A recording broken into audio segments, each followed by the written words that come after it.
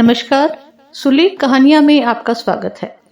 आज प्रस्तुत है मुंशी प्रेमचंद जी की लिखी कहानी प्रेरणा। मेरी कक्षा में सूर्य प्रकाश से ज्यादा उद्यमी कोई लड़का न था, बल्कि यूं कहो कि अध्यापन काल के 10 वर्षों में मुझे ऐसी विषम प्रकृति के शिष्य से साबका ना पड़ा था। कपट क्रीड़ा में उसकी जान बसती थी। अध्यापकों को बनाने और चिढ़ाने, उद्योगी बालकों को छेड़ने और रुलाने में उसे आनंद आता था। ऐसे ऐसे षड्यंत्र रचता, ऐसे ऐसे फंदे डालता, ऐसे ऐसे बंधन बांधता कि देखकर आश्चर्य होता था। गिरोहबंदी में अभ्यस्त था।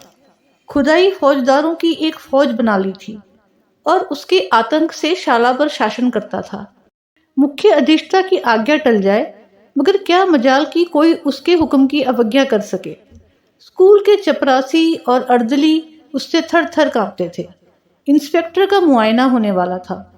मुख्य अधिष्ठा ने हुक्म दिया कि लड़के निर्दिष्ट समय से आधा घंटा पहले आ जाएं। मतलब ये था कि लड़कों को मुआयने के बारे में कुछ जरूरी बातें बता दी जाए। मगर 10 बज गए।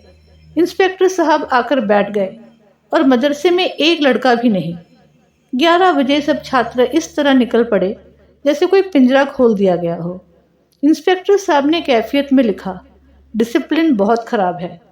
प्रिंसिपल साहब की किरकिरी हुई। अध्यापक बदनाम हुए और ये सारी शरारत सूर्य प्रकाश की थी। मगर बहुत पूछताछ करने पर भी किसी ने सूर्य प्रकाश का नाम तक ना लिया। मुझे अपनी संचालन विधि पर गर्व था। ट्रेनिंग कॉलेज में इस विषय में मैंने ख्याति प्राप्त की थी, मगर यहाँ मेरा सारा संचालन कौशल जैसे मोर्चा खा गया था। कुछ अकल ही काम ना करती थी कि शैतान को कैसे सन्मार्ग पर लाएं। कई बार अध्यापकों की बैठक हुई, पर यह गिरह ना खुली। नई शिक्षा विधि के अनुसार मैं दंड नीति का पक्षपाती ना था, मगर यहाँ हम इस नीति से केवल इसलिए विरक्त थे कि कहीं उपचार से भी रोग असाध्य ना हो जाए। सूर्य प्रकाश को स्कूल से निकाल देने का प्रस्ताव भी किया गया, पर इसे अपनी अयोग्यता का प्रमाण समझकर हम इस नीति का व्यवहार करने का साहस ना कर सके। 20-22 अनुभवी और शिक्षा शास्त्र के आचार्य एक 12-13 साल के उद्दंड बालक का सुधार ना कर सके। ये विचार बहुत ही निराशाजनक था। यूं तो सारा स्कूल उससे त्राही त्राही करता था, मगर सबसे ज्यादा संकट में मैं था, क्योंकि वो मेरी कक्षा का छात्र था और उसकी शरारतों का कुफल मुझे भोगना पड़ता था। मैं स्कूल आता तो हरदम यही खटका लगा रहता था कि देखें आज क्या विपत्ति आती है। एक दिन मैंने अपनी मेज की दराज खोली तो उसमें से एक बड़ा सा मेंढक निकल पड़ा। मैं चौंक कर पीछे हटा तो क्लास में एक शोर मच गया। उसकी ओर सरोष नेत्रों से देखकर रह गया। सारा घंटा उपदेश में बीत गया और वो पट्ठा सर झुकाए नीचे मुस्कुरा रहा था।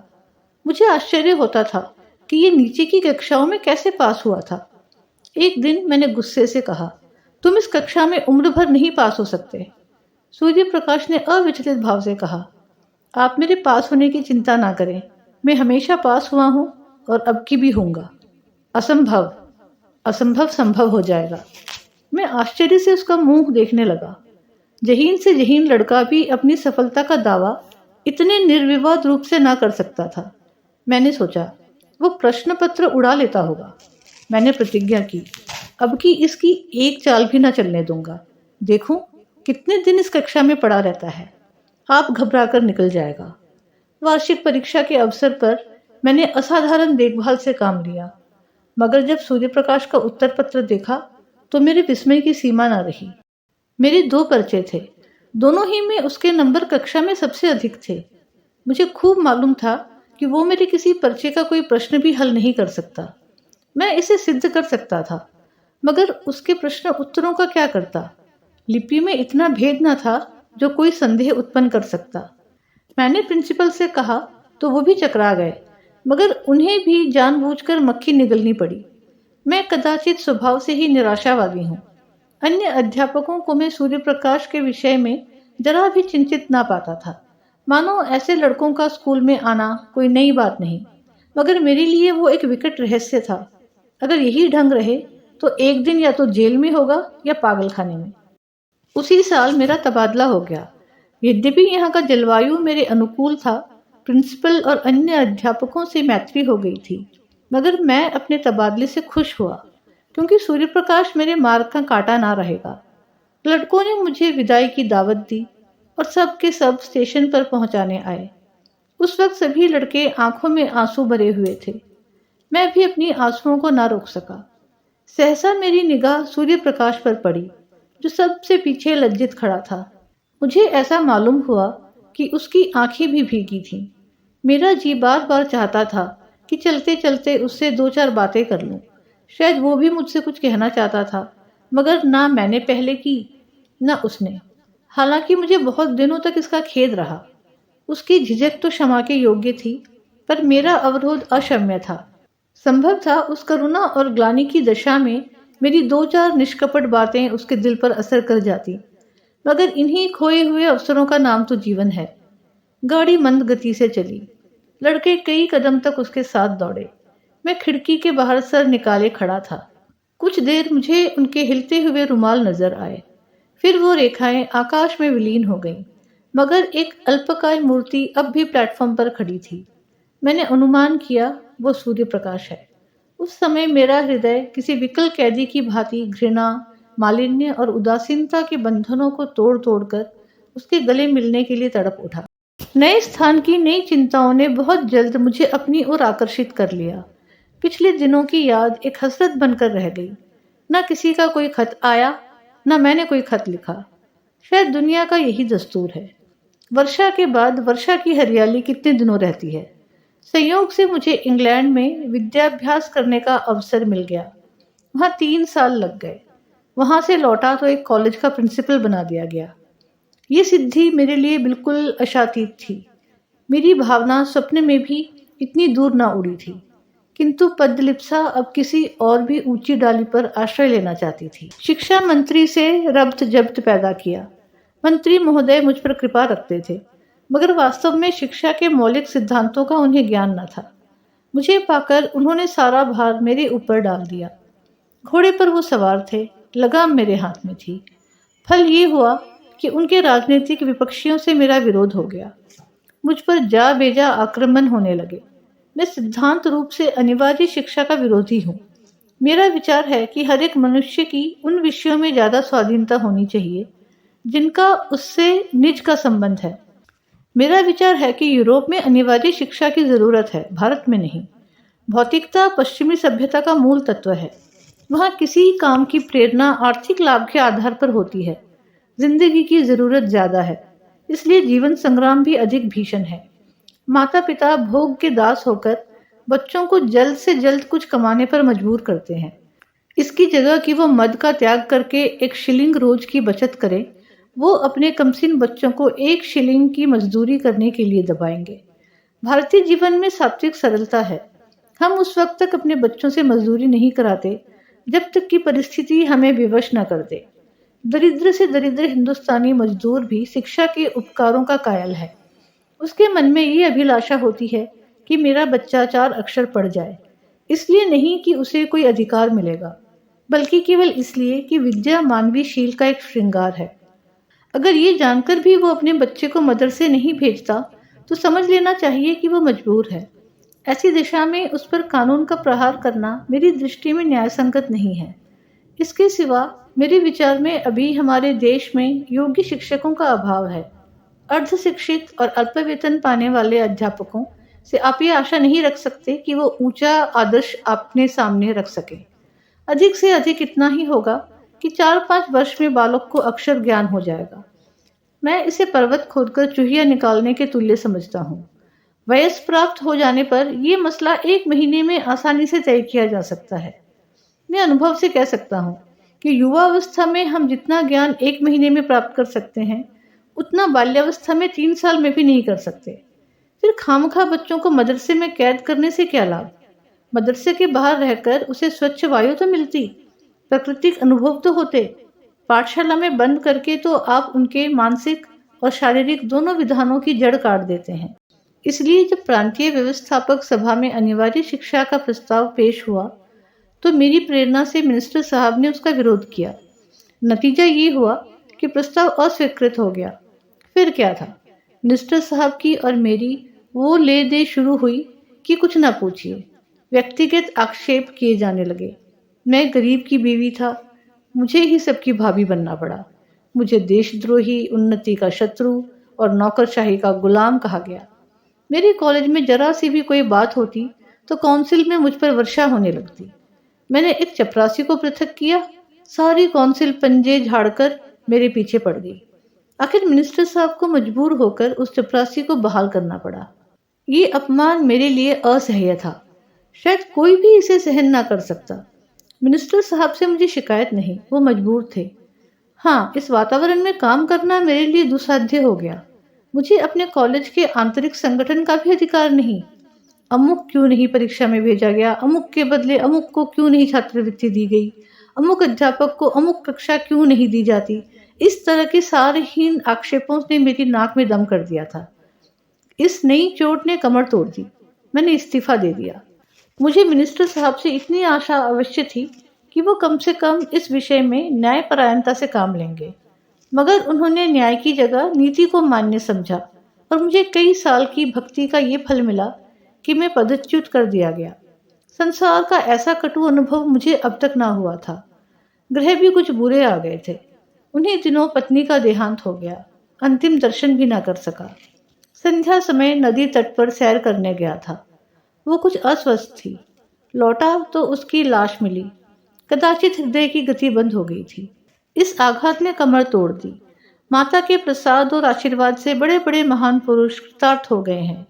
मैं जो कुछ हुआ पत्नी के प्रसाद और आशीर्वाद से हुआ। वो मेरे भाग्य की विधात्री थी। कितना अलौकिक त्याग था, कितना विशाल धैर्य। उनके माधुर्य में तीक्ष्णता का नाम भी ना था। मुझे याद नहीं आता कि मैंने कभी उनकी भ्रुकुटी संकुचित देखी हो। वो निराश होना तो जानती ही ना थी। मैं कई बार सख्त बीमार पड़ा हूँ। वैद्य निराश हो गए हैं, पर वो अपने धैर्य और शांति से अनुमात्र भी विचलित नहीं हुई। उन्हें विश्वास था कि मैं अपने पति के जीवन काल में मरूंगी, और वही हुआ भी। मैं जीवन में अब तक उन्हीं के सहारे खड़ा था। जब वो अवलंब ही ना रहा तो जीवन कहाँ रहता। खाने और सोने का नाम जीवन नहीं है। जीवन नाम है सदैव आगे बढ़ते रहने की लगन का। ये लगन गायब हो गई। मैं संसार से विरक्त हो गया और एकांतवास में जीवन के दिन व्यतीत करने का निश्चय करके एक छोटे से गांव में जा बसा। चारों तरफ ऊंचे ऊंचे टीले थे। एक और गंगा बहती थी। मैंने नदी के किनारे एक छोटा सा घर बना लिया और उसी में रहने लगा। मगर काम करना तो मानवीय स्वभाव है। बेकारी में जीवन कैसे कटता। मैंने एक छोटी सी पाठशाला खोल ली।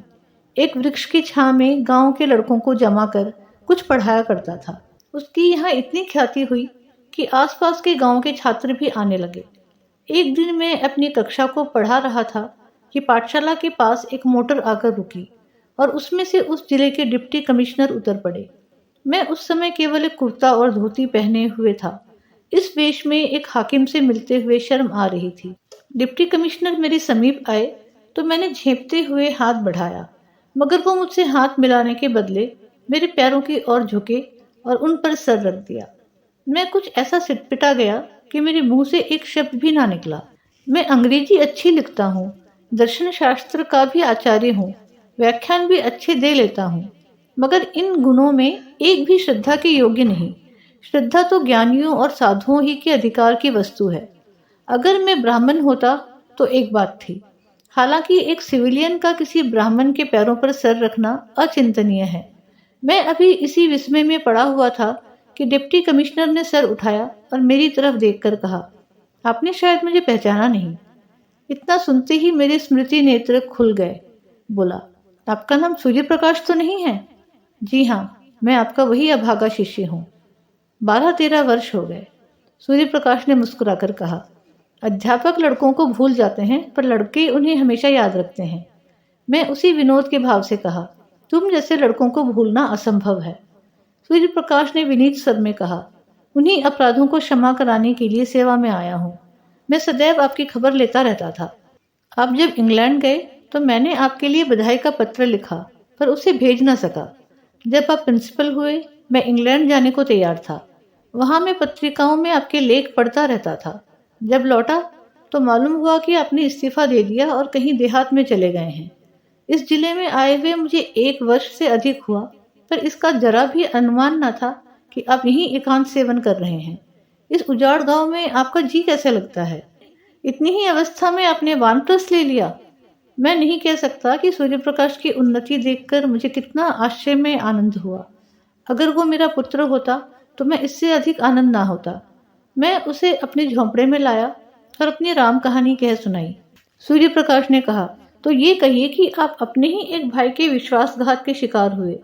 मेरा अनुभव तो अभी बहुत कम है, मगर इतने ही दिनों में मुझे मालूम हो गया है कि हम लोग अभी अपनी जिम्मेदारियों को पूरा करना नहीं जानते। मिनिस्टर साहब से भेंट हुई तो पूछूंगा कि यही आपका धर्म था। मैंने जवाब दिया, भाई उनका दोष नहीं। संभव है इस दशा में मैं भी वही करता जो उन्होंने किया। मुझे अपनी स्वार्थलिप्सा की सजा मिल गई और उसके लिए मैं उनका ऋणी हूँ। बनावट नहीं, सत्य कहता हूँ कि यहाँ मुझे जो शांति है वो और कहीं ना थी। इस एकांत जीवन में मुझे जीवन के तत्वों का वो ज्ञान हुआ जो संपत्ति और अधिकार की दौड़ में किसी तरह संभव न था। इतिहास और भूगोल के पोथे चाटकर और यूरोप के विद्यालयों की शरण जाकर भी मैं अपनी ममता को ना मिटा सका, बल्कि ये रोग दिन दिन और भी असाध्य होता जाता है। आप सीढ़ियों पर पांव रखे बगैर छत की ऊंचाई तक नहीं पहुंच सकते। संपत्ति की अट्टालिका तक पहुंचने में दूसरों की जिंदगी ही जीने का काम करती है। आप कुचलकर ही लक्ष्य तक पहुंच सकते हैं। वहां सौजन्य और सहानुभूति का स्थान ही नहीं।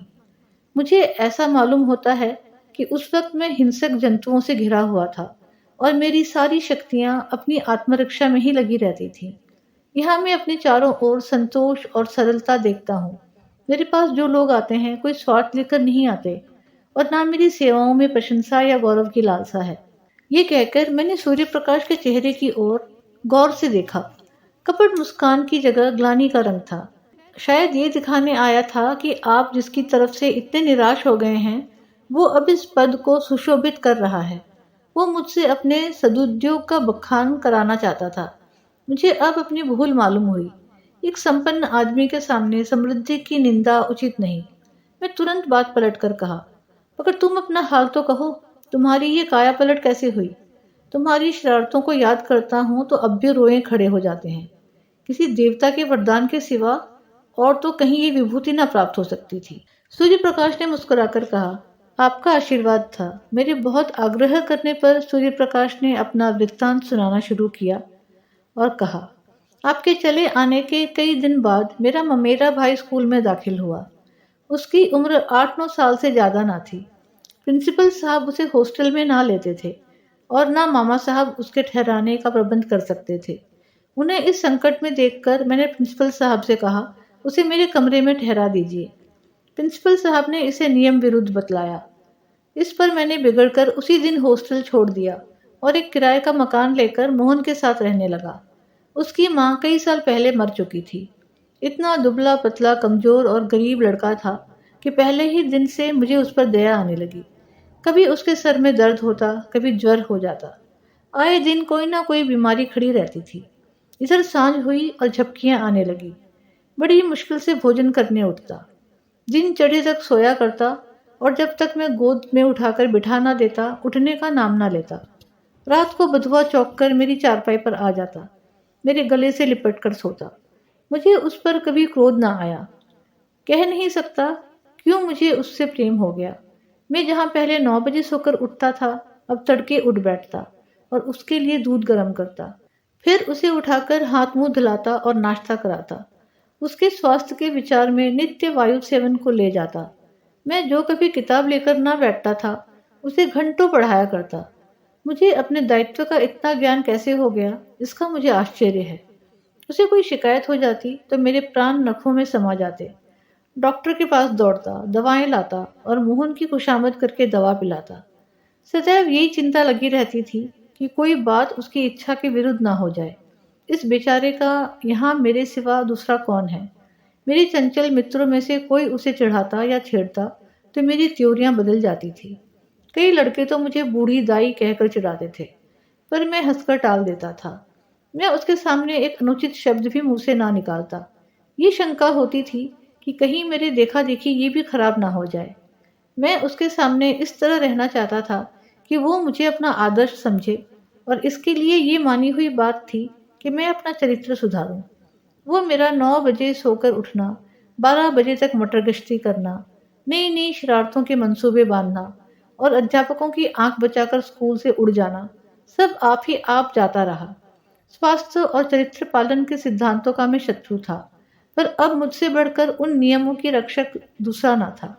मैं ईश्वर का उपहास किया करता, मगर अब पक्का आस्तिक हो गया था। वो बड़े सरल भाव से पूछता, परमात्मा सब जगह रहते हैं, तो मेरे पास भी रहते होंगे? इस प्रश्न का मजाक उड़ाना मेरे लिए असंभव था।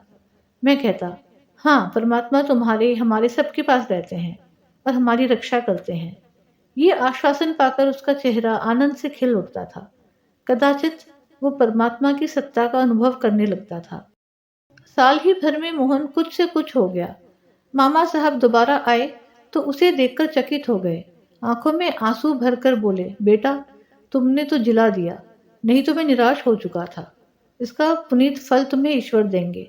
इसकी माँ स्वर्ग में बैठी तुम्हें आशीर्वाद दे रही है। सूर्य प्रकाश की आंखें उस वक्त भी सजल हो गई थी।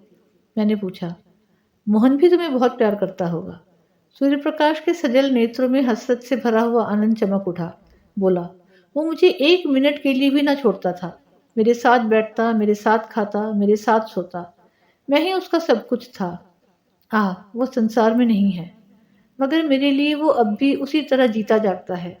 मैं जो कुछ हूँ उसी का बनाया हुआ हूँ। अगर वो देवी विधान की भांति मेरा पथ प्रदर्शक ना बन जाता तो शायद आज मैं किसी जेल में पड़ा होता। एक दिन मैंने कह दिया था, अगर तुम रोज नहा ना लिया करोगे तो मैं तुमसे ना बोलूंगा।